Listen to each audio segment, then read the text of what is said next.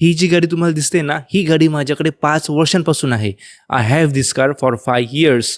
हे इंग्रजीचं 100% चुकीचं वाक्य आहे. तिला 2 दिवसांपासून ताप आहे. She has a fever for 2 days. हे सुद्धा इंग्रजीचं खूप चुकीचं वाक्य आहे. आय नो तुम्ही बऱ्याच लोकांना असं वाक्य बोलताना ऐकलं असेल, पण चुकीचे आहे ते सर्व वाक्य. आज तुम्ही एक इतकं भारी वाक्य शिकणार आहात ना, की तुम्हाला असं स्वतःहून इंग्रजी बोलावं असं वाटेल.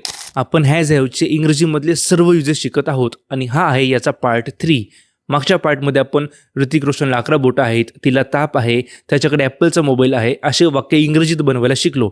आणि सोबतच तुम्हाला प्रॅक्टिससाठी मी PDF सुद्धा दिली आहे. पण मला आता फक्त एवढंच नाही बोलायचं आहे का तिला ताप आहे. मला हे बोलायचं आहे का तिला ताप 2 दिवसांपासून आहे. मला फक्त एवढंच नाही बोलायचं आहे का माझ्याकडे गाडी आहे. मला असं बोलायचं आहे का माझ्याकडे गाडी 5 वर्षांपासून आहे. तर लक्षात घ्या, असे वाक्य ज्यांच्यामध्ये आपण सांगतो का एखादी गोष्ट आपल्याजवळ किती कालावधीपासून आहे, तर अशा वाक्यांचं इंग्रजी करताना त्यांच्यामध्ये आपण हॅज हॅड किंवा हॅव हॅड वापरतो. जे वाक्य आपण मागच्या पार्टमध्ये शिकलो आहोत तेच वाक्य आज आपल्याला बघायचे आहेत. फक्त त्यांच्यामध्ये किती कालावधीपासून आहे एवढं फक्त ॲड होईल. बाकी सर्व सेमच राहील. जसं तिला ताप आहे, शी हॅज अ फीवर. पण तिला 2 दिवसांपासून ताप आहे. She has had a fever for 2 days. ह्या वाक्यामध्ये आपण काय केलं का फक्त हॅड एक्स्ट्रा जोडलं आणि शेवटी किती कालावधीपासून आहे ते सांगितलं. माझ्याकडे कार आहे, आय हॅव अ कार. पण माझ्याकडे ही कार 5 वर्षांपासून आहे. I have had this car for 5 years.